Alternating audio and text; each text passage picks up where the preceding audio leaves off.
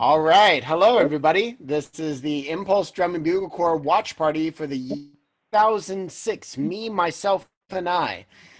My name is Aaron Zeilinger. I'm going to be hosting along with Raphael today. We are going to start today by talking a couple things that are going on right now with Impulse, as well as introducing our fabulous panel, asking some questions, and then watching the show, as well as asking some questions afterwards. If you're tuning in, please join. If you're in the watch party right now, you can drop questions into the chat right there. I'm going to be watching it as we're going. And if something comes up that I need to respond to or bring up as a question, I'll definitely do that. I'm also responding live. If you have any wants or needs to reach out and get reconnected with Impulse, you can do so at impulseyoutharts.org. Oh, I've got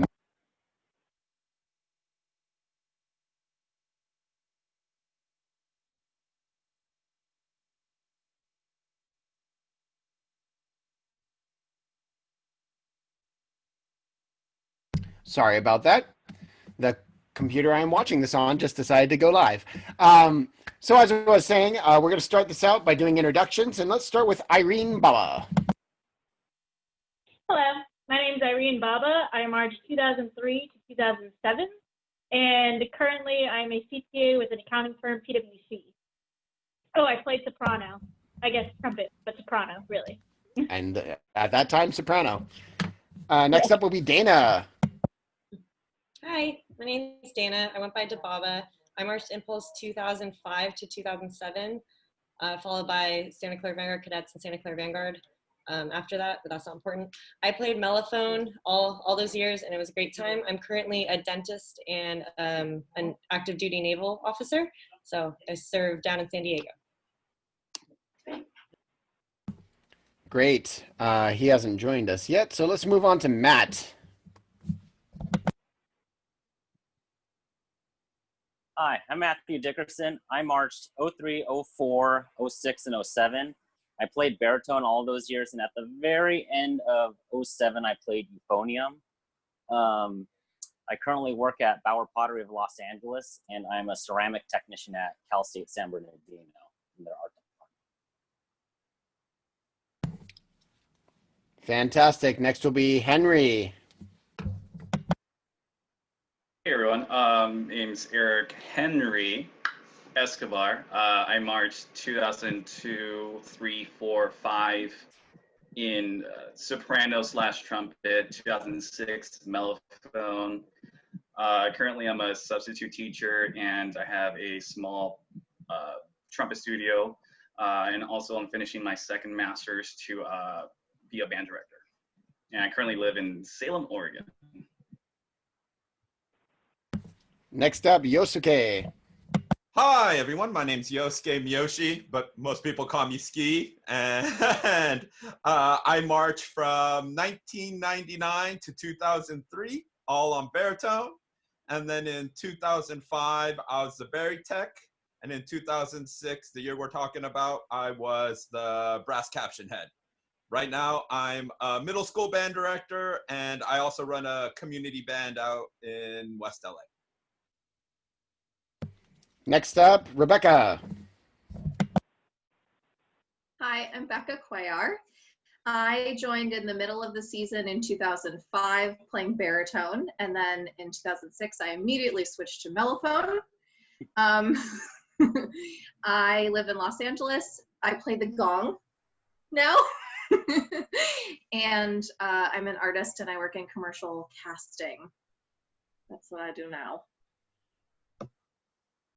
Next up, Raphael. Hi, I'm Rafael Arenas. I marched Impulse 2001, 2005, Euphonium 01, Contra 02 to 05. I now sit on the board for Impulse since the fall of 2017. I was in visual staff for Impulse in 2018. I'm currently now the secretary on the board for Impulse, and I teach at Duarte Unified School District as a music director over there, and I'm currently in Paramount, California. And last, my name is Aaron Zeilinger. I marched mellophone in 2001 through 2003. I cooked in 2004, 2005. I recruited in 2008, and I've been the acting corps director since midway 20 through 18. And I am also the director of our new offering, the Impulse Institute, which, by the way, if you're tuning in and you wanted to learn either brass, woodwinds, percussion, philosophy, teaching, conducting, any of those things, you can join the Impulse Institute, which is a month by month, think community college, but done in the Impulse way. You can change topics every single month that you want. You can find out more at www.impulseyouth.org. We'd be happy to have you, so go check that out. Now, getting right into our questions. All right. So the first question goes to the Baba girls. How was it to grow up watching the early days of Impulse and then finally putting on the Zot and joining the Corps? So we'll start with Irene first. It's pretty interesting. It was kind of like a birthright, I would say. Like you just knew that's what you were gonna do. That's kind of the only way I can explain it. It was just as soon as we could, and I don't know why 14 and a half, 15 was the right age, but it was for me. So as soon as we were talented enough, we knew we were going to be in, and it was pretty cool. I mean, we only got to go so far before my brothers were gone for the summer, and so it was pretty cool to be on the other side of, oh, this is what they were doing. They were having bus wars and waking up super early in the morning and staying out, getting bitten by mosquitoes in the middle of the night, just practicing. So it was pretty cool to see the other side as opposed to just staring at them practice day in and day out. But it definitely felt like from a family perspective, it's just what we were meant to do. Dana? Pretty similar. I was only, I guess, still 8.5 when Byron and Joey started with Impulse. So I was a child, and I can't even count how many Sundays we spent going over to wherever the rehearsal site was, and we'd just be hanging out. One year we had Disneyland annual passes, so that was a great year. Dump them off at Cerritos and go to Disneyland. But other than that, you know, we would always, like, Irene and I would run up to the field when they were done for the day, and we'd offer to, like, carry Byron's soprano and Joey's baritone to the car and, like, help them load with their water jugs. And we were, like, so excited to be involved in, like, this much of a capacity. But yeah, it was like we were groomed to, like, eventually join. And I'll never forget, in 2003, I think it was, they let me do the parade. I got to be the person holding the banner, and I was like, this is it, I'm joining with Irene, we're doing it. And they're like, oh no, Dana, you're too young, you have to wait. And so I was pretty bitter about that, because I was like, how come Irene gets to do it? But it's because she's older. So I didn't get to join until 2005, but that was a pretty cool feeling to, like, solidify the Baba dynasty and have it come to fruition at last.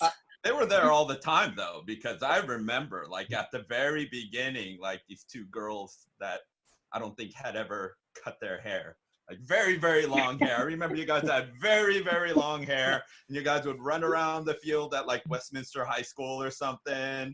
I also remember vaguely, I think when we were at Cerritos College for a while, your dad would go and test drive cars every weekend or something like that.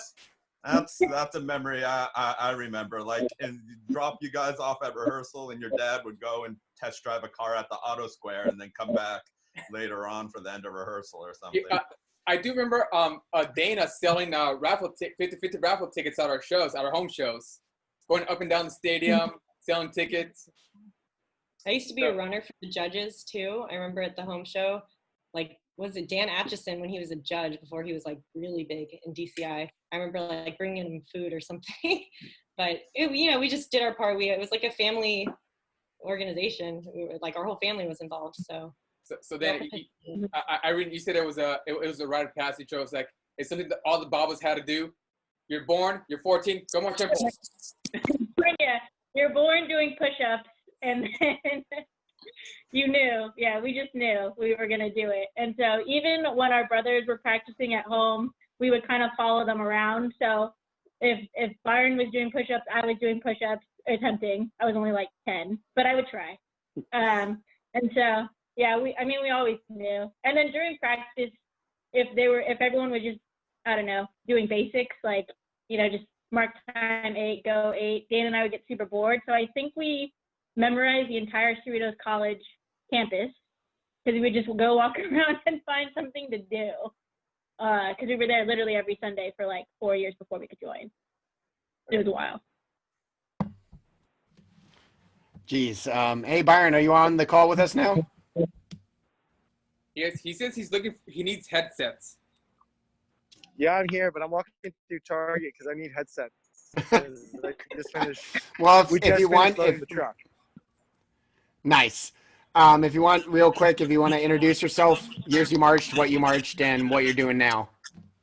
Yeah, my name is Byron Baba. I'm now the president of the Corps as well as CEO for the Corps. I was a charter member. Obviously, you heard from my sisters, so all that stuff went down. I did 6 years together. 7. So I've been involved for a long time. I mean, main the reasons why I stay around is just because the cool people that were around.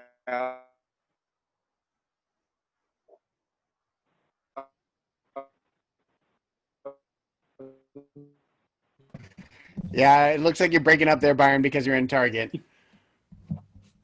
So I'm gonna plow on to the next question. We'll come back around to you, sir.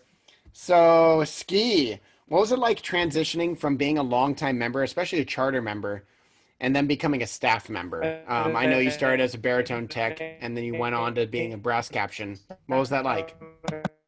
That's still Byron? I feel like Byron's still on here. We'll see. We'll see. Yeah, This is we why got a we little bit should of have lag. stopped with My Irene and sisters to take Dana. my That's phone what call. I I mean, that's said a before we insult. started. I still stand I'll by it. hop back on once I pick up a headset.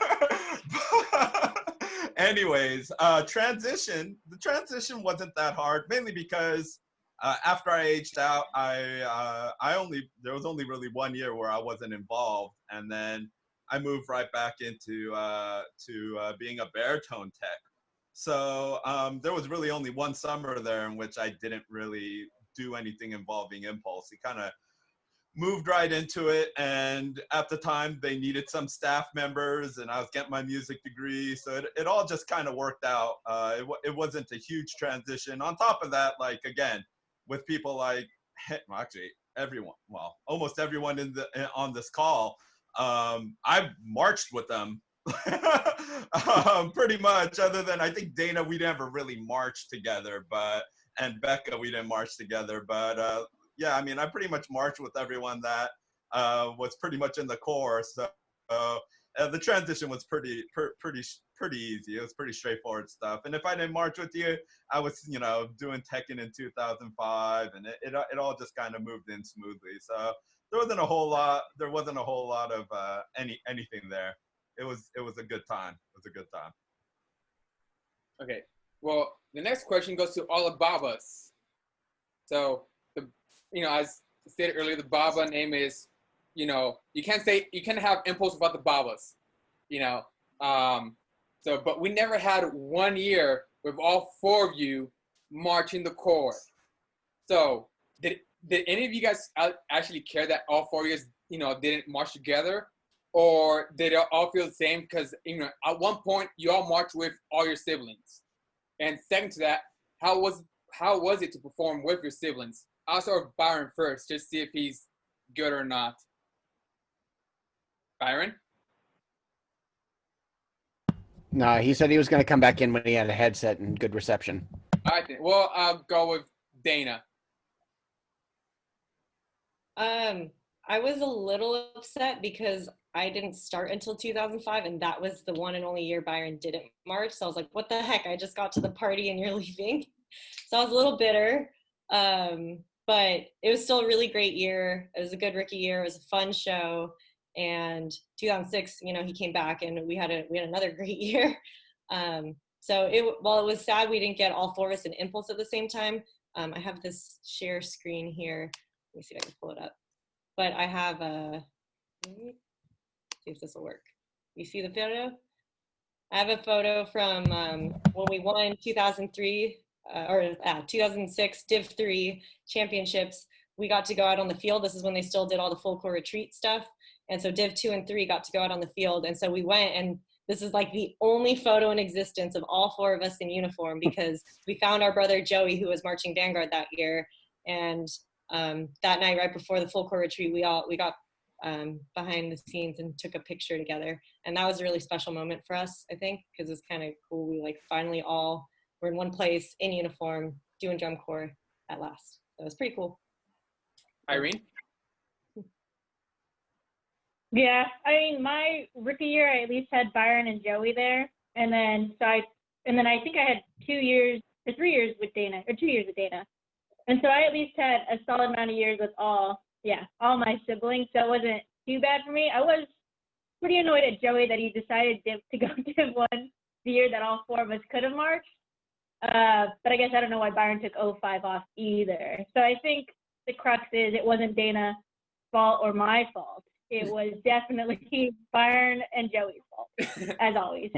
But it would have been cool to have all four. But it was still cool at the time. I mean, we still all liked the concept of Div 1 or world class. And so it was pretty cool to at least say, well, at least Joey's in Vanguard. It's not like he just took the year off.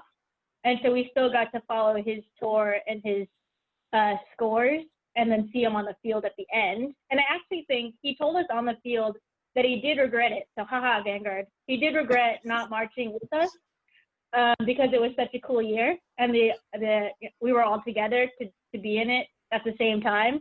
And so I think he did feel a little bit of FOMO that we all got to be champions together and that I couldn't even tell you what 06's Vanguard show was. So do we have Byron, are you able to come back in yet or not? If you give me just like 1 second, I'm literally walking out Target, so just go ahead, man. Second. You did say 1 second. Well, while we wait for Byron to get a good reception, let's get somebody else's opinion on whether they would have loved to seen all four of them march together. Hi, Martha. Oh boy. Hi, Mom. Hi, sweetie. Martha. Hi, everybody. Baba's taking over. Again. Yeah, all the Babas in one place right now. We're just missing Byron Baba Sr., right? Yeah, he's doing his thing. Always forget about Joey. Well, Joey's in San Francisco, so. Yeah, whatever that Joey kid. Well, you had him twice already. That is true. So Martha, would you have loved to seen all four of your kids march together? Well, at first we thought that it would be a really nice and very cool thing to happen. But as time went on, we just didn't see that possible. It was really hard for Joey to come back from San Jose because he was attending San Jose State to come to the camps. And it was just really hard. And by the time he left, he had put in 7 years with Impulse already. And so when the opportunity came for him to join the Vanguard World Class, and it was 10 minutes from him, it's like, that was the right thing to do. And now in regards to why Byron Jr. didn't march 05, it was because he was at season and he had work up to here with studies. And so he had to take that year off. But then he came back on 06 to age out. Oh, look at that. Mom defending Byron after all the flack he caught from his sisters there. Anytime it's one of my kids, then you know I'm going to come out. I would like to rebut that. I went to San Jose State, and I still came down to Impulse in 07. I know. As Yosuke mentioned, the girls are the smarter ones, so. Byron, any comments? He still needs a second. No, I got the earphones. Can you guys hear me now? We can hear you. Yes. Success. Okay, I'm here. Sorry. We're just leaving Westminster literally right now, so we just finished. So I had to run. So we just so I apologize for All right, Byron. I don't know if you heard the questions or in the answers. All I know is my mom defended me. Thanks, Mom. All right. Well, Byron, the question is, we never had a year with all four Babas. Did you care that all four of you guys didn't march together, or was it all the same? Because at one point you didn't march with all your siblings, even though it was the same year. I mean, one Baba is already enough for an entire corps, I feel like. So, having all four of us would have been pretty epic. I mean, yeah, there's always that piece that would have been like, oh, yeah, we'd be like the Von Trapp Baba family. But at the end of it, as long as all of us have like a great memory and great experience, that's all we can really ask for from the drum corps activity. Okay. Well, Martha, before you go back to being an attendant and watching the rest of the panel, a little birdie told me that you have a piece of hardware from '06 because apparently they won championships this year.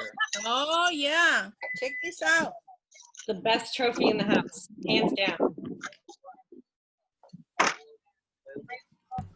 There it For all of is. those I that are wondering where this is, I know every year somebody says, "Oh, I wonder where that is." He said, "Lost." No, it isn't lost. I guard this thing with my life.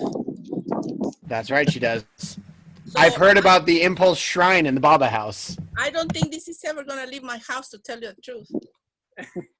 as it shouldn't. You are the eternal guardian. Mom, get the other one. There it is. There it is. This is a Disney Award because that year, not only did we win championship, but we also won the Disney Award for being the most entertaining corps that year. The year So- after we did a Disney show, which is always, I think, the best timing. Yeah. So wait, I'm covering his head there. And that doesn't happen very often. Most of the It's time, very true. So yeah, it we doesn't were happen like, very- we were so excited. You would when I remember when the scores were announced, I was in the stadium. You have never seen me run that fast down the stairs because I had to come run and tell my husband that we had won. And he goes, "We won? We won? Yes, we did."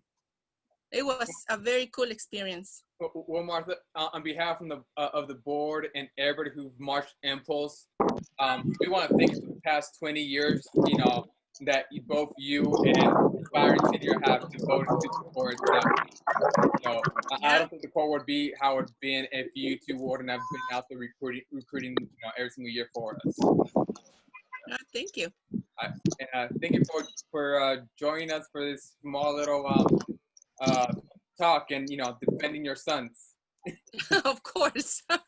Someone's got to do it, guys. Someone's got to do it. Daughters. Yeah, you know we're not Daughters going need to. No defense. No defense. They don't need it. All right. Bye, Martha. Bye-bye.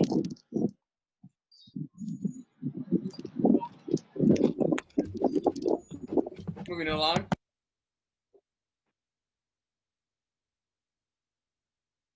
All right, this one's going, now that Byron's joined us, this one's going to Henry and Byron. Having marched Impulse for as long as you two did, how do you feel the Corps evolved from year to year, especially from 05, 04, 05, and 06, that transformation? How do you feel about how that went, and what the good, the bad, and the ugly about how the Corps evolved over those years? Let's start with Henry and then go to Byron. Yeah, that's a deep question. So I started in '02. So from what I remember, '02 was wild. Ski was there. I remember meeting Ski at like one of the camps, like down in like Orange County. I don't remember where. I had all these, I was 16, I think, 15, 16. I had all these older guys, and it was just intimidating just having all of these people. And I actually like looked up to them. And I personally, I didn't consider myself an actual vet until my second year, after I finished my second year. My first year, like I was trying to work really hard to impress the older people and try to keep this tradition that they built. And so the older that I got, I tried my hardest to keep the same tradition, but also be better. And we eventually naturally just got better. From what I remember, I think '02, we ended up placing dead last, like 23, 24th in like Division 2. And then the next year we went a little bit higher and higher. 05, I think we went to 4th place, I think.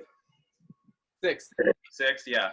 And then '06 became very different. I mean, Ski was on staff. The Corps went shorter. I think we went like half size, quarter size. Like a lot of the older vets either went to Div 1 or refused to come back. So we just had a smaller group. But we still had this like packed talent and motivation, and we still had all this like small traditions. But it was a challenge to balance both of them, of like having the old school impulse and then actually like doing some musicalities, like something great, it was hard, but we actually accomplished it. But it was a long path, and I loved it because I actually saw those 5 years, and I think it's one of the best experiences I've ever seen, taking a group from dead last to first place. Like I'm actually very honored, and I always talk about that with my kids, that you can always push yourself. And I remember me personally trying to push everyone else, and then everyone just kind of it was like a snowball effect, and just seeing that whole process was just very organic. And hopefully, I don't know, people can still keep that old like impulse tradition, but still have that music quality, like the really high quality. I think I'm just kind of blabbing, but anyways, it's a really deep question for me. All right, Byron, how do you feel, especially how many years you put into the core? How did you feel about the evolution that led up to that championship year? I mean, I think, can you guys hear me okay? A little better and less wind noise? Yeah, you're good. I mean, it was thrilling, to watch the core just continually evolve, continually get better. And, that year we had a lot of vets. We had a lot of traditions that we can kind of pass on. There was a lot of longevity just in the connection with just the ones that did come back. We kind of all had the rounds. We kind of all knew what we were doing on there. And I really think that was one of the, the big factors of why we were able to play so high. There was just such a talent pool. I mean, Henry said it best. We just had all these people contributing with that one sole purpose. We all knew what we were doing. It was exciting times. I would say that. Okay, this next question goes out to Matt. We know you marched Impulse before this, but this was our first time getting to ask. So this is the first time I'm getting to ask you questions. This is the first panel you've been on, because you mentioned you did 03 and 4. What originally brought you to Impulse, and what made this show so important that you wanted to come on to this panel to do this panel specifically? Oh, and next week as well. But I mean, you reached out to me and said, "Hey, I want to do 06." So what about this show made you go, I want to be on the panel for this one? Well, to answer the first part of the question on like how I first kind of came and saw Impulse, the first time I ever saw Impulse was at the Cerrito show back in 02. And a lot of my friends were in the core, and then I saw that show and I'm like, wow, I really want to do this next year. So then 03, I joined the core, and it was like me, Tim, Ray, Tom, Monique. So we were all just in a car, and it was a lot of fun just kind of doing this activity with my friends. The reason I really wanted to talk about 06 was I think out of all the years I marched, I kind of felt that this one was like the most of a kind of like a roller coaster, where it had like a lot of highs and a kind of a lot of lows of things that just happened throughout the season. And I mean, if you told me at the beginning of 06 that like, hey, you guys are going to be champs, I'd be like, you're funny. Especially after, I saw the Impulsible show and saw how big the core was. And then, 05, I took a year off. And then I came to the 06 camps like, oh, we look kind of smaller. All right, well, you know what? I'm just here to march. Let's just have some fun. And then I always kind of thought it was funny that coming into 06, they're like, all right, we're going to do Charlie and the Chocolate Factory. And I'm like, okay, so I'm going to do another Willy Wonka show. Okay, well, I'm down for whatever. But so I think just from the journey of like, kind of like, all right, I don't know where this is going to go, to getting up to a point of like, oh, I think we actually got a legitimate shot at grabbing a championship, is kind of why I wanted to talk, because there was just so many ups and downs throughout the season, and it just ended on a perfect high note.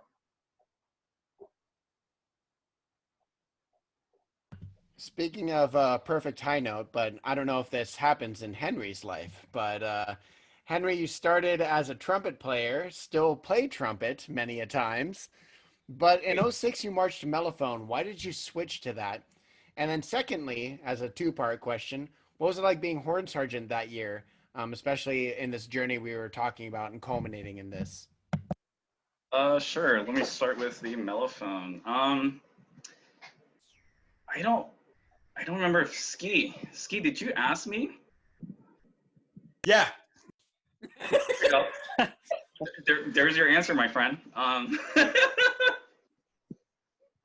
I just do what I'm told. I mean, we needed to balance the horn line, and I think we only had, oh yeah, we only had the three girls. We had Becca, Dana, and I'm blanking. Was there someone else? Wasn't Whitey on mellophone? Yeah, he's a girl. Well, there's another one. Was there 4 or 5 of us? I don't remember. Who was the other person? This is good. This is good TV. Anyway, Oh, yeah, this is good. so yeah, I mean, Ski just asked me, so I was like, fine, different mouthpiece. I mean, it was difficult. I mean, I had a lot of issues with intonation that I didn't realize back then, but I remember Ski would always make fun of me because I had like the epic solo. I had like a 1-note solo, which was I think 8-12 measures. I had a hard time keeping that thing in tune, and then also running. There's an epic story of Ski had me take it up an octave. I don't know if Ski remembers this. And I was basically like jazz running across the field, and I just screamed this note, and Ski just fell over laughing. I was like, well, you wanted a trumpet player going to mellophone. This is what happens. What was the other part of the question? Well, can I add in? I'll add in. Yes, of Here we course. go. So yeah, no, Henry's right. We were short. We had a lot of trumpet players. Not enough mellows. So Henry actually switched over, which helped us out a lot. And then that jazz running high note thing, there's like this part where the color guard does a big toss, and it was just silence for a while. So I think one of the other staff members was like, can we fill that with something? And I said, well, let's see if Henry can play. It was like a tuning F. Yeah. And then I said, play that note. And then I said, play it an octave higher. And then like, I think I wanted it super high, like the highest like note you can play. And then it just turned out that he had a jazz run through that. And then it was hilarious. And then it ended up just being, I think, the color guard screaming during that time instead. But yeah, that was that. But yeah, Henry switched over and he was a really good sport about it, to be honest, because our instrumentation was a mess when we started off, so we needed to switch people around. Yep. And sorry. Yeah. So the second part was about being horn sergeant. After this, we were talking about the sort of culmination and evolution of the corps. What was it like to then finally step up, and now you're the person that you said you were looking up to in 02. Now that's you. So what was that like? Yeah, I think it was the torch was passed down from Kyle from 05, and Kyle and Ski kind of talked to me about it going into 06, and I felt like I had to mature a little bit more, just because I felt like I had a little bit more responsibility, so I couldn't really goof off. I mean, I still goofed off, I still had fun, but then things got a little bit more intense. Staff was talking, and they're like, we have something here. We have something special. We ended up dropping because we started off in Div 2 as a really small Div 2. And then we ended up dropping to Div 3, which was, the scoring was better for us because I think we did do a few shows in Div 2. And after that, we went to Div 3. And I just had to change my overall attitude and mentality with the group. And I remember Ike Jackson and Skeet, like, separately come to me and like, hey man, like we need to motivate everyone and just kind of basically get them in line with this idea of like, we have something here. And like I felt it because I can see it from the staff. I've never seen staff communicate throughout those 5 years, and I knew there was something, and I just kind of went with it. And it was hard to get everyone on the same page. Eventually, like I said, it all happened, but it was personally for me, it was a lot of stress. And I really haven't really talked about it in public, but emotionally, it was really draining for me because at that same time, I ended up moving to Colorado. So it was like my last time I was going to see all my friends. And then I went to Colorado. So it was really emotional for me. I felt like I lost some really good friends as well because I had to be the bad guy. But I mean, that's how life is. But I feel like I had to be the guy to get everyone lined up and get that ring. So, I mean, it's not about the ring. It's still about the show and just entertaining people. but having that ring is just the special part. So it really meant something. Yeah, before we go question, I just wanted to Yosuke and to what Henry was saying to all of you. The people I've run into over the years that marched '06, and that was the year that I didn't come back and cook, have all said how special that year was, and including Ike. I ran into Ike my first year as the corps director, and he said the exact same thing. He said that there was something in particular about that year and that show that he, to this day, even being involved in the Mandarins, is like that 2006 corps was fantastic. And I just thought I'd say that to you. So, Rafael, you can go to the next question. The next one goes out to Matt and Rebecca. Rebecca, will talk. Well, you can say about your experience in '05, because when coming up with questions, I didn't know that you played mellophone in '06. I think you still played baritone. So, but anyways, to both Matt and Rebecca, you both played baritone. Rebecca in '05. Were you two like in awe or frightened to have like two like big talents like Ski and Brian as your instructors? Because I mean they are, I mean, like they're both very good trombone players, low brass players. So having them as an instructor, you, Rebecca, in '05 for Ski, you know, and Brian came in '06. How do you guys feel about that, having like those two guys as your instructors? I'll start with Rebecca. Well, to be honest, in 2005, I was so new to drum corps. They literally just handed me a baritone and said, "Get out there and pretend." Just like, go march. It's fine. Play when you can. I was a woodwind player, and I really wanted to be in drum corps. And Tom, who was on last week, he was like, just keep going. It's fine. You'll get there. It's fine. And luckily, between 2005 and 2006, I had gone to college, and I was in the pep band where I played mellophone, and where I really learned actually how to play mellophone. So when I came back in 2006, I was like, okay, I can do what you're asking of me, but maybe not 16th notes, maybe maybe less of that. But they always made it really fun. I always felt very safe and supported by their tutelage. You know, I didn't feel intimidated. Maybe I just didn't know. Maybe I was just like, yeah, they're the cool guys who teach us. Matt? So I never really knew Brian up until 2006, but I had marched with Ski back in 2003, and he was in my section, and he was my horn sergeant, and he kind of yelled at me a lot, along with the section leader. So I think when he became the brass caption head, I was like, okay, well, I kind of know what to expect. But I knew that he was a great trombone player. I mean, in '03, he was giving us like CDs of like, listen to this great brass. Like, okay. So I felt very reassured that like I knew that we were going to be in good hands with Ski as the brass caption head. But at the same time, I was like, okay, I'm not going to be caught off guard by anything, because he was already my horn sergeant for 1 year. All right, with I'm all not a of good that, trombone player. I don't know what's happening here. I literally have no clue what's happening right now. All right, fine. You're So not a trombone player. You're just a baritone player who stood on top of a book and played a solo in '03. hey, he was on that book with 2 valves, so a slide is just a whole lot more than 2 valves. I got that horn behind me somewhere. I'll find it. All right, Yosuke, this next question goes right to you. What can you remember about the show concept from this year? Oh, yeah, I read that question.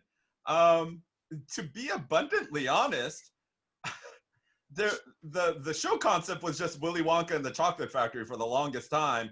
And then I believe like right before like the first show, or maybe like a show or two into the season, I think Ike just decided it's called Me, Myself, and I, and then that's what it became. And then all of a sudden, we just shoehorned the words "Me, Myself, and I" into the show. I'm about 90% sure that the concept was just Willy Wonka and the Chocolate Factory for a long time, and then it just became Me, Myself, and I not even the last minute. I think like, if it was midnight, it was like 2 a.m. when we decided to make that happen. Like, it was after the fact. So that's why it's called Me, Myself, and I. And yeah, that's it really. There's the big secret, I guess. I don't know if it's a secret. I don't think it was, but I mean, I imagine if you looked up if there were like programs from the first couple shows of that season, the show was not called Me, Myself, and I think. So there we go. It's comforting to know that last minute show decisions definitely transferred from year to year. So I can distinctly remember many a times that things were thrown in at the last minute, let alone an entire show concept and a bunch of verbals. So. All right, Ski. Actually, Ski, I'm going to ask you this next question. This next question was supposed to go to Brian Gallagher. Unfortunately, he's not here with us today. But I know you two are good friends. And, aside from being a brass tech that year, he also wrote the drill to the show. So, by any chance, do you know if he had to adapt anything in making the show work from the core being big in 05 to a smaller core in 06? Did he have to like adapt to anything? And how did he work certain things that would make the show eventually become like a winning show? Well, Brian's an excellent drill writer. He's very good at it. And I think when I was brought on to staff, I asked if we can have him write the drill. So that's when he jumped in as the drill writer. One of the things that there was much discussion between Brian and I. We worked very well together. We still work very well together sometimes. But one of the discussions, and something that most people don't notice, is the way the drill was written. Because we didn't have many contra players in the group, any loud points, if you really look at it, the contras are never in the back of the field formations. They're always in the front of the field formations. Like, it was the thing we discussed. We're like, we don't got enough contras. So when we hit like hit points and stuff, whether it's squares or like, whatever, curvilinear forms, like if you look at it, like you'll see that the contras are never in the back. They're towards the front or in the middle somewhere. And then at certain points during rehearsal, what we would do is balance the group from the front. And like that always, I think, messed with a lot of the members, because I remember there was one point where the mellophones played something like, it's just one of the big loud points. And I just kept saying, more mellophone, more mellophone. And I think like the mellophones were like, really? Like, really? Like, and we're like, yeah, more mellophone. And they're like, yeah, more mellophone. And I think that's just kind of how it, that's how we decided to go about it. And it worked out. But that was one of the big things that we did. We really took into account our instrumentation. And, what makes Brian a great drill writer is that he's a band director, and he knows how the importance of staging and all that sort of stuff. So he did a really, really good job. And you'll probably notice it when we watch the show in a little bit, that a lot of times the contras are in the front at a lot of the hit points, or at least in the middle of forms. And it was definitely done on purpose. We talked about it endlessly. So that, and the only other thing is, yeah, that's really it. That's one of the biggest things. I'm sorry. I think he also wrote the ending of the show while we were on the road. Like, the ending of the show originally was us just standing in one place for like the last, I don't know, like 4 sets of drill. So the very ending that we worked on a lot, as the horn players know, but we worked on that last little bit a lot. But that was all written on the road. Yeah, and like I remember printing it out on a computer on some random classroom in some random state, and like printing out like 5 copies of it, and then we learned it on the road. Like, that's how we got that last little chunk in. So yeah. Oh man. All right, so if you're just tuning in, this is the Impulse Drum and Bugle Corps watch party for the year 2006. The show title is Me, Myself, and I. I am Aaron Zeilinger. We have a fantastic panel that's been sharing memories and asking questions. You can always go back and watch this again. Soon it will be up on our YouTube channel. And we have also started a new online initiative during this time of distance learning. If you're looking to pick up new skills or refine the skills that you currently have, whether it be brass, woodwind, percussion, conducting, student leadership, band directing skills, you can learn all of that in the new Impulse Institute. You can find the information about that at www.impulseyouth.org. I'm one of the teachers on there, as well as another large, fantastic of teachers. So please check that out. And now we're going to watch the show 2006 Impulse, Me, Myself, and I.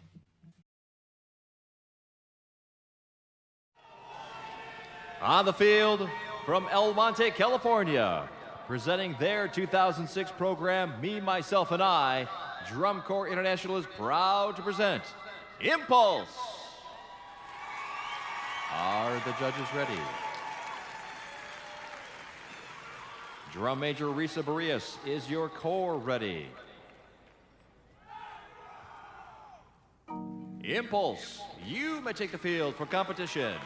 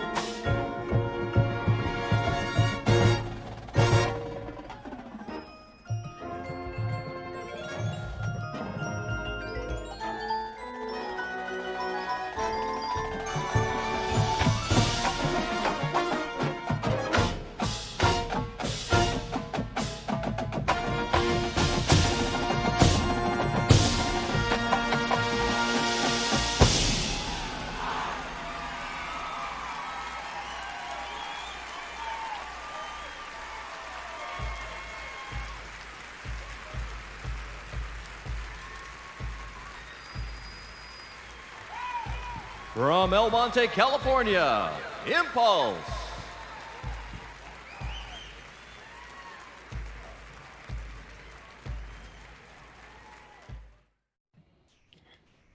It fantastic show, and it always cracks me up as we do these watch parties each year where Impulse is from on that announcement. It never ceases to crack me up. Actually, Aaron, before we go on, was Impulse from El Monte at every single show that year, or just at finals? I don't know. I don't remember. I don't think they were from El Monte the whole year. I think they were from various places all through the year. Really, I think we're Buena Park. It's the usual. I think we're at Westminster, all that sort of stuff. I think we're in Cerritos every once in a while. Like that's what it said at the shows. Was it one show that they called us from Arroyo? Because we always rehearsed at Arroyo High School. I swear that kind of they called us. It could be. Yeah. Which is in El Monte. So there we go. The funny part about that is with the city switching around, I'm pretty sure Impulse never submitted separate paperwork for each show to list a different site. So someone was looking this up and just pulling cities out of a hat in Southern California, because we have been listed from, well, no, we were listed from Hawaii once, but I think that was just because the announcer was going off the cuff in 01. We've been announced from Buena Park, Costa Mesa, Huntington Beach. Yeah. Because that's where the P.O. box is or something, right? No, the P.O. box is in Buena Park. It's been in Buena Park forever. So since it's on our original paperwork, so I don't know why it's moved city to city, but it has been different every year. So for those of you turning in, whether it be on Drum Corps Friends or Drum Corps Coffee Shop or just on our own channel, this is the Impulse Drum and Bugle Corps Watch Party for 2006, me, myself, and I. The next question is to Becca.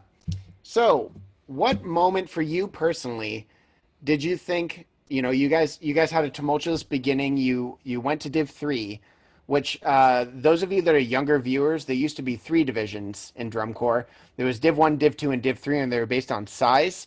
So Div 3 was just the smaller groups, not smaller in talent, just smaller in numbers that competed ourselves. So Becca, when was that moment where you thought like, oh man, we might be able to do this? Or did you never think that? Like, what was your thought during this season? Well, there are 2 moments that stick out. One of them was Jazz running backwards over 200 BPM somewhere in Texas, where it was so hot that there were dogs that had run out into the fields and deceased. And that was one moment where I was like, we're rehearsing 200 plus BPM backwards jazz running right now. I think this is maybe what winners do. And then another moment, which I think was finals week. We were going to bed one night and McDermott, one of our visual was he the caption head? I think he was the caption head. He was like, sleep like champions, you guys. And I was like, this is possible. Someone sees this. Someone sees us doing all of this and says, they could win. We're going to win this thing. I think those are like the 2 defining moments. Sleep like champions is definitely an interesting statement to say. I mean, do you sprinkle your pillow with diamonds, or I mean, there's pancakes involved. I know that. Yes, I can tell you the secret weapon. Just need diesel. That's all you need. Gold Bond, I've heard. All right. Quick. Before we go on to the next question, just let everybody know we lost a Baba. Byron. He's not dead. Well, okay. We lost him for this watch party. Apparently Byron's phone is dying and can't stay on Zoom. So, but he said to represent him, but there was one question I wanted to ask him that wasn't on a script. Aside from Joey and Byron are the only 2 people that I know have marched more years at Impulse than anybody. They did 7 years. I asked Byron what was the best year that he enjoyed the most out of all his years there. He said, hands down, this year. Best parties ever, plus a ring. Parties? Oh. Hey, I'm just reading what the man wrote. We just got a message from Joey Baba on here, so I don't know if we're replacing Babas. What's the message from Joey Baba? Yeah, it's nothing to do with this. Did Vanguard win that year? You got to watch it. You got to watch it live. All right. Rafael, you want to jump to the next question? Yes, this goes to every single member here on this panel. Originally marching, but Ski, I'm gonna get your input too. How about at the end, after everyone's done talking? As mentioned before, before it used to be Div 1, Div 2, Div 3 before World and Open. So how does it feel knowing that you guys are the last Div 3 champions before they switched over to World Class and Open Class the following year? So I'm starting from the list. Let's go Dana first. It's a pretty unique experience. There were a lot of growing pains that season because our horn size, I think the horn line was literally cut in half. And so there was a lot of challenges to overcome. No one's mentioned this yet, but you guys remember those M-Tops, Magic Tubes of Power? Wore them like little necklaces. There was just a PVC, yeah, there it goes. Just a PVC pipe. And honestly, I can't even tell you how many breathing exercises we did with Ski and secret to the championship right there. That is literally. Yeah, that and diesel pancakes. But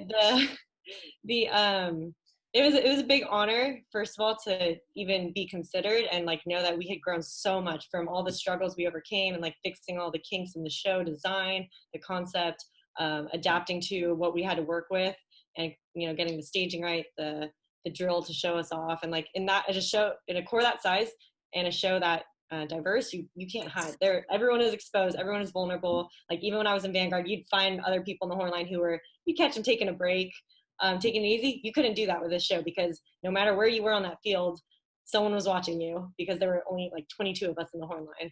And same thing for the pit, the drum line. Everyone was on display for all to see. So it was a really cool experience to be part of. And it ended up being the last year of Div 2 and Div 3. So, I mean, it was a fun year. It was a good season. Camp Randall Stadium was great too. That was the last year that they actually rotated venues. They had Bloomington, Indiana in 2008, and ever since then it's been in Indianapolis at Lucas Oil. So those rotating venues were a really great thing too. Matt? Yeah, I mean, it's pretty much what Dana said. I mean, a lot of it was just, it was crazy from the kind of humble beginnings of that year to end up at the top to be Div 3 champs. And, to be honest, I wasn't even thinking about it, like if they were to end it or change it like they did the open class. So, I mean, I was just really happy to be there and happy to just win the division. Henry? Princess? Henry? Thank you. What's funny, I didn't know that was the last year until Kyle and I were talking about it like a week ago, 2 weeks ago. I had to Google it. I didn't realize 2006 was the last year of like the 2-3 divisions. Okay. But it is awesome. It's very special that we were one of the last groups to kind of do that, and I feel honored. And I want to actually give a shout out to like the other instructors. Like I wish we had more staff. Like drummers and guard in this, because I would love to like hear their input as well. But the rest of the staff, I mean, they did an amazing job. And what Dana talked about, this thing, you probably can't tell, but I still have paint because I used to like paint the field, and I've had this since 2006, and I still use it. And I think I've washed it once. And so I want to give props to Tony Castro, because he came in the mid-season and kind of helped us out. And we talked about in 05, like I was in particular with like who I wanted to come in, and like I had a bad attitude towards Tony because he was not an impulse person, and it's like, you don't know our style, like but you know what, he came in, he was knowledgeable, and he was super flexible with us, and he helped us even though he wasn't on tour, but he showed us a lot, breathing stuff, this little device. So it was a very special year. So yeah. Becca?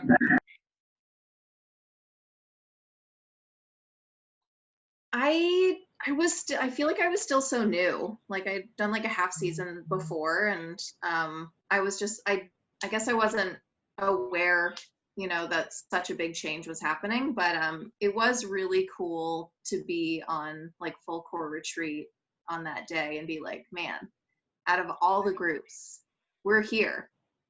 We made it. Last year we were like 5th place, but this year we were like the little core that could. And it was the first time that I had won anything with a team of any kind. So that was like, it was just really rad. So I don't know, I guess it is really cool to be the last champion Div 3. But yeah, I don't know, I didn't think about it other than just being like, wow, I won something. We won something. I did this thing with a bunch of people. We're like this big organism, and we did this. So yeah. Irene?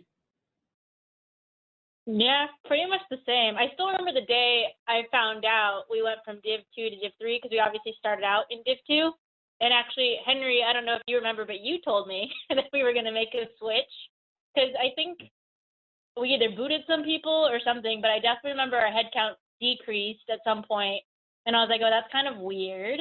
And then Henry was like, oh, yeah, if you didn't hear, we're trying to make a push to actually change to Div 3. And it was actually in that moment that I was like, well, we're gonna win. Our talent was, I mean, forever we were Div 2, and our talent was Div 2, and so the conscious decision or unconscious, I don't know how it happened, but to change the head count but still keep the same talent, it was like, well, that just makes sense. Like, we're gonna win. It was randomly in a parking lot, and then I think you ate a diesel pancake. But I distinctly remember that moment, Henry, when you told us. So it is pretty cool that that happened. And Ski, also to add on for you, Ski, so you being a charter member, you've seen every single show except for, well, you weren't involved in 04, but how was that experience? Like, you started the Corps and now you're there as the brass captain head and you guys won the championship. For me, I still to this day feel super fortunate to work with the memberships that I was able to work with. To be honest, the members were amazing that year, and it was really my privilege to work with everyone, because honestly, as we went along in the season, I very much recognized the fact that I worked the members so hard. I can definitely tell you, we're sitting in Van Buren, Arkansas, and I'm like in the stands yelling at kids and telling them to play the end of the show and touch a goalpost and run back. And that was a moment that things kind of changed for the group as well. Like, we were really, really kicking at that point. And I always talk about towards the end, I remember it was like me and Arwen were eating lunch at the food truck, and we made the comment all of a sudden as we were sitting there, we're like, nobody's here. Like, nobody's here. This is weird. Like, there's still like a good like half hour of lunch left and nobody's here. And then like I went in, I don't know, I was probably messing around. And then like I start walking out to the field and everyone's out there. Everyone's out there rehearsing some drill, playing some part of the show. Section leaders were doing their thing. It was really nice. And one of the other things that I vividly remember was we were probably like a week off from finals, and we're sitting there and we're walking back from the field, and I think it was Sean came up to me, and then it was like the day of a show. He was like, "Do you think we should have like bopped or like not played them that whole like 2-hour rehearsal?" And I was like, "Oh yeah, did we just play for like 2 hours?" I was like, "Yeah, that probably would have been a good idea. We have a show tonight, huh? Oh, that would have been a good idea." But no one from the membership really said anything. They were all game. They were ready to go. And by that time, we're doing M tops in the end zone before shows, where we were firing on all cylinders. And I really look back upon all that time really, yeah, fondly, because honestly, the members were working so hard. And I was the only staff member for brass that went on tour, and really, like, it's without the members doing everything that they did, wouldn't have happened. So it's all credit to the members. They did an incredible job. So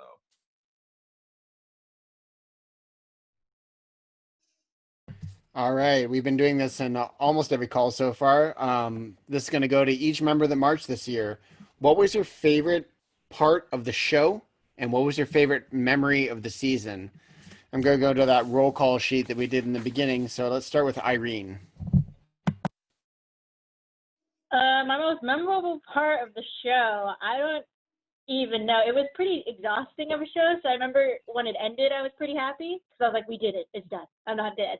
So I honestly think the ending was probably the most memorable. The ending and knowing that I didn't make mistakes, or if I did, that's all I could remember was the mistake.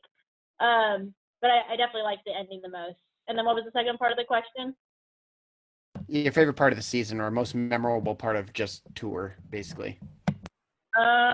The most memorable part of the season was definitely standing at the full court retreat with all the Div 1 finalists. That was super cool. It was a packed stadium. And that was just like the greatest experience. It was so cool. Super cool. All right, next up, Dana. My favorite part of the show originally was the part I hated most was the last song, the Augustus Gloop song, because it was really fast. We were tired and running around like crazy. But we were able to get creative and put a lot of visuals in there and make it really fun. So that ended up being, we did the Badger dance, and there's one group where Byron's in the front. He's like, I recorded it when we watched it just now, but he's like dancing all crazy, and one of the guys is pretending to DJ with his trumpet in the back. So that ended up being my favorite part of the show. But favorite part of the season, it's a tie between performing at Camp Randall Stadium for finals, like knowing that, hey, we have a shot at winning this. And it was a very close neck and neck between first and second. So we didn't know we had it in the bag or anything like that. So that elation was really incredible. And then, full court sheet. Here I go again with the share screen. Sorry, I have to do it. But we were all lined up. You could see Ski holding the flag here. You could see. So I was just being on cloud nine. Like, it was such an honor to be up there with some of the most talented people in the entire organization and get to share the field with them. All right, next, Matt. So I think my favorite part of the show was always Augustus Gloop, but the one part of the show I will always remember will be that ending because of Van Buren, Arkansas. I'm pretty sure it's just etched in my head for all eternity. I remember the very beginning and the very end. And usually whenever I was performing and we got to that point, I'm like, okay, we've done this so many times. I know exactly what's going to happen. I know exactly where to go and what to do. Okay, it's not much. Okay, we're done. Thank you, God. Because that was just a fast show. I mean, I think you guys always joked how we had like one of the fastest ballads, if you wanted to even call it a ballad. And as far as my favorite part on tour, it was definitely scores when we were out there and standing at attention and hearing our competitor, Revolution, being called out before we did. Because that was the one thing I was always dreading, was to hear our name before everyone else. Because at that point I was like, we're going to make this. We got to make this. And when I heard their name get called out, I almost lost it. It's like, oh my gosh, I know what that means. I know exactly what that means. And then they called Memphis Sound. They're like, oh my gosh, we beat them too. Oh, okay. Wow. So I remember that moment was like, I think the highlight of my season for that year. All right, next up will be Henry.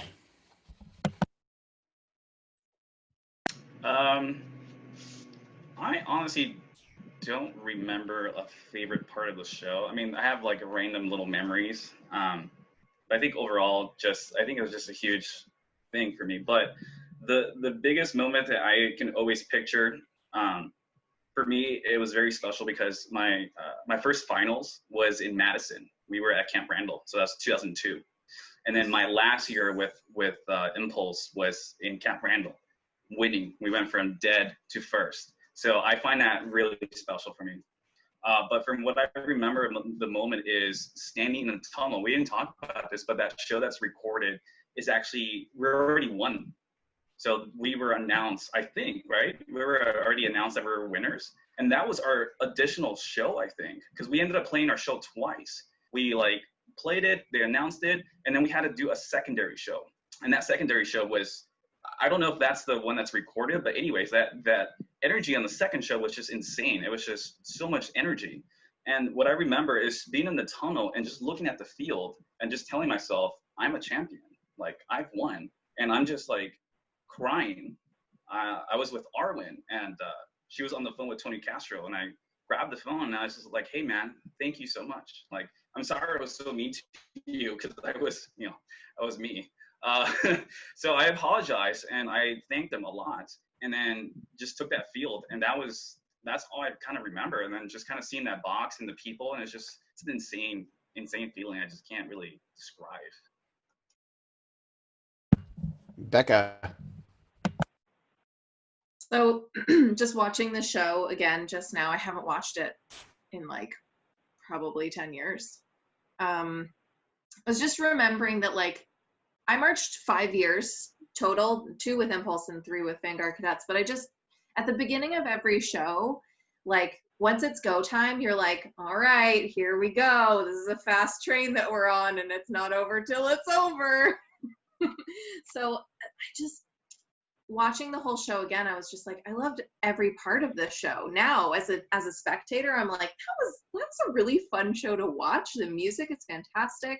Like, it's always amazing to me how people assemble all of these parts and it becomes this incredible entertainment as well as experience for all of us to like learn and grow and become excellent performers and team members. But I think the beginning of the show is my favorite just because it's like, what's happening? What's going on? So mysterious. We don't know what's going to happen. But then it just keeps going and going and going. But what I was going to say about my favorite part of that year, I don't really have a favorite part of that year or any, like, there are many memories, but I think the normal stuff, like just going to rehearsal every day, filling up our water jugs, all of the funny conversations that we had, all of the really normal stuff, getting somewhere in the middle of the night and waking up 4 hours later and getting on the field and just knowing it was okay because that's all we had to do. And just really liking that was our responsibility at that time and everyone was there because they wanted to be. Like, I don't know, those are the things I remember. Yosuke.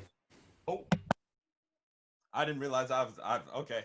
My favorite, they were talking about marching members, so I didn't march, but well, your favorite moment of the show and your favorite my moment favorite moment of the show. Well, that ending, we worked on it a lot because the members got very tired towards the end.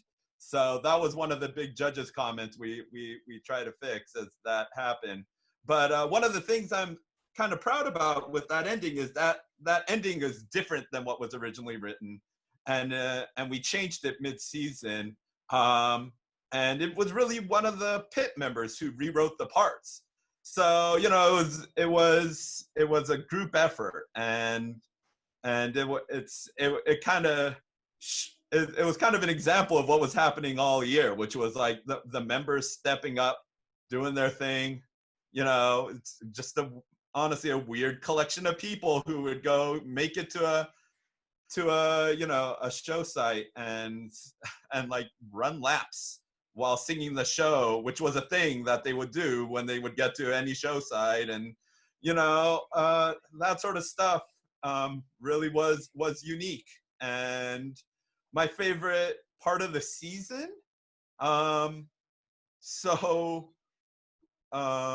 right at like prelims for Div 2-3, I remember like I was standing up in the stands, and I don't know why I never felt this way before, but I kind of turned to one of the drum instructors and I said, I feel so oddly helpless right now. Like, I don't know what this feeling is right now, because it was kind of a make or break moment, like if we didn't do well in prelims, that would have kind of messed things up as we moved into finals.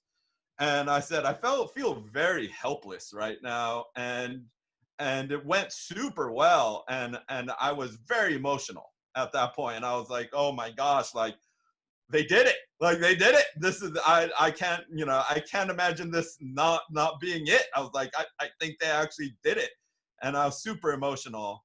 And the other favorite part of the season was we would warm up in front of a building at Camp Randall Stadium. I think it was Becca who turned to me one day and said, this is the geology building because there's all three types of rocks in the lobby or something. Anyways, I would wait for them in front of this geology building at Camp Randall Stadium. And I must have looked horrible at this point in the season. I don't know what exactly I looked like, but I must have looked really, really bad, because I would wait for the horn line to finish their Viz warm up and they'd come back. And one day I was like laying on like a little low wall waiting for them, and like 3 people walked up to me and thought I was homeless and asked me if I was okay and if I needed any help. And I said, no, I'm fine. I'm just waiting for some people to show up. And like, yeah, I must have looked like tattered. I must have looked pretty horrible at that point. I vividly remember just being mistaken for a homeless man. I think I probably shaved that night, like the next day, because it didn't happen after that, but that one time. But Becca, you were the one who told me about this geology building, right? Yeah, igneous sedimentary metamorphic. There we go. That's what I vividly remember, that geology building, just because you said that. So yeah, that's a big memory for me. There we go. All right. Well, before I ask the last question to everybody, can one person tell me, because I've heard this a lot, right, today, and, I heard it last week too. What's up with the diesel pancakes? One person, just tell me. Henry? I'm looking at you. They were trying to kill me. That was too mean. That's basically it. It's a conspiracy. I was just too mean to everyone. I kept slapping No. everyone. I actually know the story to this one. I think Henry knows this too, but do you know it? I think so. So I think, I don't know if it was the day of finals or whatever, but I was out field painting the field with Timmy, and we got up super early because we want to get an early start, and nobody was up, and the parents were cooking. I don't know who was cooking, but we got there. There was like fresh made pancakes. So him and I were just like starving. We're like up at 5 a.m. or something. We're like eating. It's like, that's cool. It's kind of weird. It's like, it's an interesting taste. And I think the two of us ate like at least 3 or 4 pancakes. And then we went and showered or something. And then there was a whole thing like, don't eat the pancakes because there was diesel leaking into the batter. And so it was cooked with diesel, and so that gave me superpowers, and I ended up just passing it throughout the whole core, and we won. So that's the secret. So to this day, I've received messages from Larry, who was the truck driver at that time, that there was an extra gas tank of diesel that was around the dry pancake batter. And he didn't find out about it until they were pouring it. And I don't know if you guys remember, but Larry is sort of like a large sort of Shrek ogre. He realized it and then like loped his way over and told the food crew, but they had already started making it. But he didn't see, because it was the bottle. It's a big like Costco sized bottle of pancake mix, so the bottom of it was moist. So the food crew didn't see it. It was a whole mess, but it gave Henry superpower. So All right. Well, last question. Do you all still have your championship ring, and do you know where it's at? Yes or no? Dana? I'm assuming the Babas have it at the Baba Shrine, right? I have like an old jewelry box thing, and it's with that at my parents' house. Henry? Yeah, I have it at my mom's house, but I have it like in a little box, but also with like medals that actually we won with Impulse, not won, but like participation medals. So I have some of those. So I have this collection of like 5 medals in a ring with my Aussie from Madison Scouts. Becca? Yes, I have it right next to my Vanguard Cadets champion ring. Irene? Yep, at my parents' house. Matt? I got mine on right now. It's probably the only like memorabilia I have with me at my apartment, because all my other stuff's at my parents' house. But for some reason, I specifically remember, like, you know what? I'm going to take this with me. He was prepared for this call. That's why he wanted to be on this panel. He wanted to show off. Ski, did they give you guys a ring for being on staff? Oh, I have a ring. It's over there somewhere. I have it next to some medals and participation medals, honestly. especially around the time I was marching. But participation medals and the Corpsman of the Year award that I won, and then what else is over there? I have it next to my Baba Dynasty award that I received. So it's all together. It's all together. Hey, Becca, the Baba, which championship ring do you like the best? I only have the one, so obviously the Oh, what just happened? Heard you march. I kind of wish I got the men's one. I feel like it looks cooler. Can I see that again? Matt, show me the cool men's ring. Yes. Oh, the impulse man. worked way harder for that. No, just kidding. I worked I really swear. hard for both of those. Whenever we upgrade the semi, we're going to have to like melt all of our participation medals and the trophy into a giant statue of Martha Baba and put it on the top of the truck. Just like end of game. That's where it needs to go. And like maybe it holds the Impulse Zot flag. So when we travel everywhere, she's just the beacon of all of it. All right, everyone. If you've been watching, this was the Impulse 2006 watch party. Me, myself, and I. We definitely are doing these every Saturday at 6 o'clock. If you're an alumni that's watching, we are still missing a couple shows for these watch parties. I think we're missing 2008. And Raphael, what's the other one that we're missing? 12, 13.